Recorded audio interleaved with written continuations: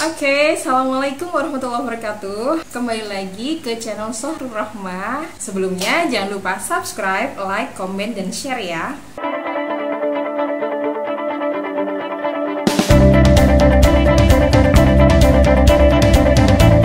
Ini hampir 2 bulan ya saya nggak upload video baru. Bukan tanpa alasan, karena qadarullah saya positif COVID ya. Jadi awal mulanya itu ceritanya begini, sekitar tanggal 7 Desember. Tanggal 7 Desember itu kan adik sepupu saya yang kelas 5 SD itu ada ujian akhir gitu. Terus dia belajar ke rumah saya dan posisinya dia tuh lagi flu, batuk pilek gitulah. Karena dia flu posisinya, terus dia belajar sama saya dan saya pun pakai masker. Cuman saya pakai masker kain gitu, dan dia nggak mau pakai masker. Nah, ternyata itu menular ke saya dan saya akhirnya kena flu. Tanggal 7 dia kan mulai belajar nih. Kemudian dengan posisi dia yang sakit sekitar tanggal 10 saya itu mulai flu. Jadi tanggal 10-an saya sudah mulai flu. Terus hari Sabtu itu sudah mulai reda, jadi sudah mulai enakan. Terus hari Minggunya saya seperti biasa pulang ke Mojokerto, rutin gitu kan. Nah, pada waktu pulang ke Mojokerto itu ketemu sama adik kandung saya yang tinggal di Malang gitu. Nah, dia tinggal di Malang, posisinya waktu itu menurut saya sih fine-fine aja. Biasanya tuh saya paling ini ya, maksudnya kita kalau di rumah masih sering kalau di rumah itu memang ya ini kelemahan kita ya. Kalau di luar kita rajin pakai masker, tapi ketika di rumah itu kayak udah nggak aware gitu kan. Nah, padahal keluarga kita itu berasal dari berbagai macam daerah ya. Adik saya ini dari Malang. Nah, pada waktu itu menurut saya sih dia sehat ya, nggak ada batuk, nggak ada apa. Kalau batuk biasa gitu, dia memang dari kecil tuh suka bawaannya batuk gitu aja gitu. Jadi saya anggap wajar, dan waktu itu kita lagi senang banget. Nggak tahu kenapa pada waktu itu tuh saya sama adik itu kayak ngobrol banyak gitu loh. Jadi ngobrolin soal WIB-nya Tokopedia kan. Saya kita suka beli baju online di Tokopedia, dan seringkali ukurannya tuh kegedean gitu. Jadi akhirnya adik saya lah yang pakai, dan seneng banget kan dia. Nah, pada waktu udah balik kita pulang hari Senin, hari Minggu sore malam itu kan udah pulang nih. Dia hari Senin WA gitu kan, mulai agak-agak demam gitu, suaminya juga. Nah, terus dia setelah itu hari Rabu ya, hari Selasanya itu saya juga merasa demam gitu. Jadi saya merasa demam, terus ya saya buat aktivitas seperti biasa. Saya juga masih olahraga rutin karena saya terbiasa jalan kaki 45 menit, ikut ala dietnya Tia Aristia. Itu worth it banget ya. Jadi nggak terlalu bertenaga olahraganya, tetapi kita menjaga metabolisme kita. Jadi tanggal 13 kan ketemu sama adik saya. Terus tanggal 15 saya sudah mulai demam. Tanggal 15 hari Selasa mulai demam. Terus ya biasa, karena saya berpikir ini mungkin lanjutan dari demam yang kemarin gitu kan. Terus pilek, tapi pileknya itu enggak. Biasanya kalau saya pilek itu kan saya punya sinusitis ya. Jadi bawaan dari kecil. Kalau pilek itu ya biasanya keluar lendir banyak. Nah, itu enggak terlalu banyak keluar. Terus kopi nggak selesai. Terus saya merasa fine-fine aja. Saya pikir kayak flu biasa gitu. Ya, suhu badan saya ketika awal sakit itu 37,5 kayak gitu. Nggak terlalu panas, nggak seperti om saya dulu sampai 38, 39 ya. Saya masih 37-an. Kondisi saya pada waktu itu alhamdulillah secara pencernaan saya tidak ada masalah, jadi masih makan. Ya, meskipun kalau orang sakit itu kan pasti rasanya nggak enak kalau makan ya, tapi di awal-awal saya masih makan dan tetap saya paksa makan. Jadi alhamdulillah tidak ada masalah di pencernaan. Saturasi oksigen saya normal 97, 98 sekitar itu. saya kan juga kepoin kan bagaimana indikasi gejala awal dari COVID-19. Saya kan juga khawatir karena pandemi kayak gini. Dan ternyata tanggal 15 itu adik saya memutuskan swab ya, karena ternyata yang demam gak hanya dia. Kemudian tanggal 16 atau 17 itu keluar hasilnya positif. Nah saya itu mungkin selama dia juga nunggu hasil swabnya, saya di rumah itu terus saya boost dengan vitamin gitu kan. Saya rutin minum habatus sauda, tapi nggak serutin suami saya sih. Terus saya itu minum ini double X-nya Nutrilite, kemudian apa lagi ya? Ini rajin minum madu juga. Tetapi kok masih aja seperti itu kondisi saya, dan yang menurut saya ini adalah batuk ya. Batuk saya tuh jegil banget. Batuk saya itu nggak selesai, kayak batuk kering, terus di dada itu sesak gitu loh. Jadi kayak ketika dipegang dadanya tuh kayak sakit gitu. Nah kemudian karena adik positif, terus saya kan juga khawatir nih gitu, gimana ya dengan saya. Terus akhirnya ya saya tes swab hari Rabu tanggal 16 di Rumah Sakit Premier. Waktu itu kena 2.100.000. Kenapa di Premier? Karena om saya dulu swab terakhir tuh di Premier. Sebelumnya saya datang ke Siloam sih, tanya-tanya, dan ternyata harganya 2.500.000. Jadi ya nyari yang lebih murah kan Premier. Saya tidak tahu kalau di tempat lain itu ada juga yang harganya 900.000. Jadi karena mungkin waktu itu saya juga pengen cepat dapat, saya ke Rumah Sakit Premier.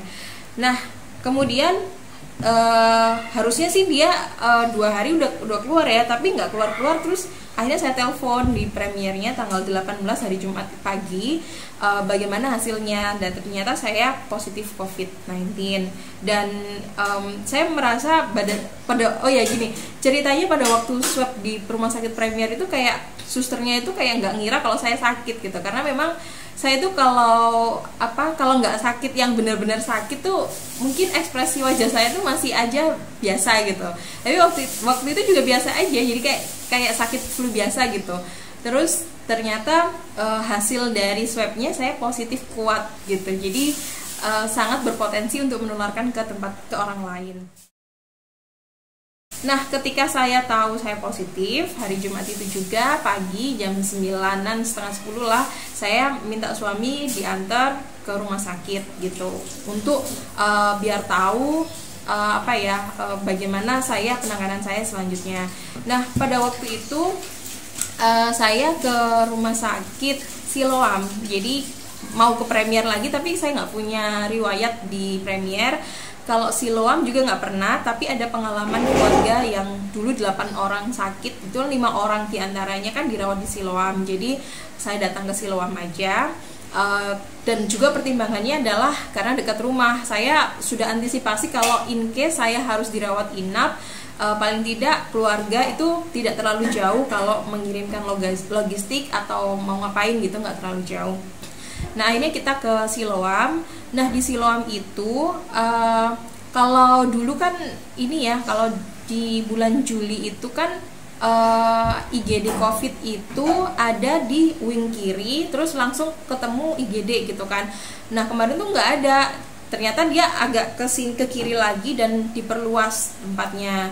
Nah di situ saya masuk, langsung ditanganin ya, istilahnya diantar sama suami saya. Terus ketika suami saya parkir, saya langsung ke IGD COVID. Terus di situ dicek saturasi oksigen saya normal aja saturasi oksigen, dan saya juga merasa kayak flu biasa gitu loh, tapi kok positif. Nah kemudian tapi saya batuk kering gitu. Nah kemudian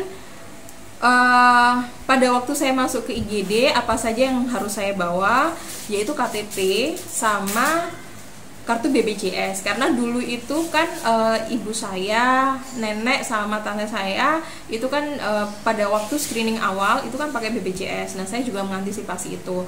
Nah ternyata ketika kemarin masuk itu ternyata prosedurnya sedikit berubah. Jadi ditanya, ini kita cek dulu ya, dicek darah, kemudian sama CT scan. Kalau misalnya seandainya ini tidak diperlukan rawat inap, maka biayanya saya pasien harus siap-siap gitu. Kalau om saya dulu tuh habisnya 6 juta kan screening awal. Mungkin karena sama swab ya, swabnya 2,5 terus sama yang lain. Nah ternyata ini info dari suami saya, suster waktu itu ngasih tahu kalau biaya screening saya itu habis sekitar 2 jutaan kalau harus bayar mandiri. Suami saya udah siap-siap tuh. Nah karena mungkin saya udah bawa swab sendiri kan dari hasil dari rumah sakit Premier kan. Nah kemudian ya udahlah, saya oke kan aja, terus dilakukan tes darah sama CT scan. Saya masuk di IGD COVID jam 12-an, situasinya seperti itu. Kemudian setelah itu hasilnya keluar jam 3-an. Iya, jam 3-an ya. Hasilnya keluar jam 3-an dan ternyata saya kena pneumonia. Jadi pneumonia itu di paru-paru saya itu sudah ada kayak flek-flek gitu.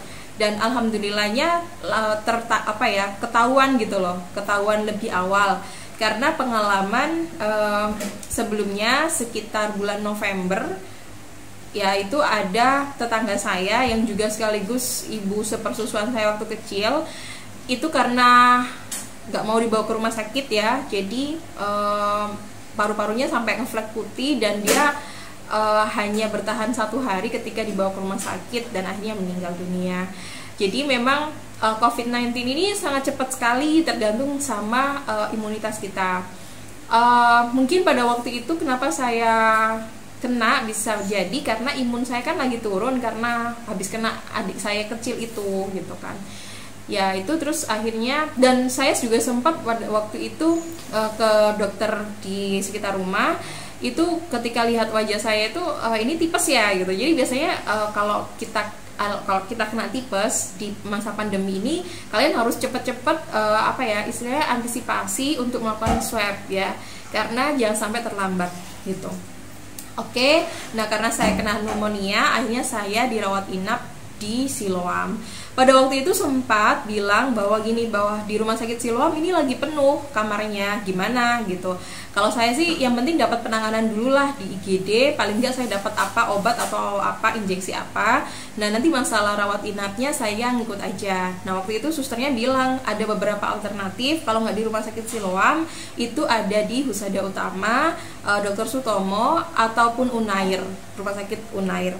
Nah, ini tips juga buat teman-teman kalau mau dirawat inap itu harus diperhatikan juga. Tanya dulu, ini rumah sakit rujukan COVID nggak gitu. Terus nanti kalau saya dirawat gimana administrasinya? Kalian nggak usah malu tanya seperti itu, karena kalau kalian nggak tanya itu nanti takutnya seperti kejadian teman saya itu ketika keluar itu ditagih gitu loh. Jadi kalau rumah sakit rujukan COVID itu biaya penanganan pasien COVID itu semua ditanggung oleh pemerintah. Jadi harus kalian pastikan dulu. Kemudian saya waktu itu langsung dirawat inap dan saya dapat kamarnya itu mau maghrib. Jadi mau maghrib, habis maghrib lah saya baru dapat kamar. Alhamdulillah dapat di kamar 202. Nah jadi kondisinya seperti itu untuk kamarnya ya. Jangan lupa subscribe, like, comment, dan juga share jika dinilai video ini bermanfaat. Assalamualaikum warahmatullahi wabarakatuh.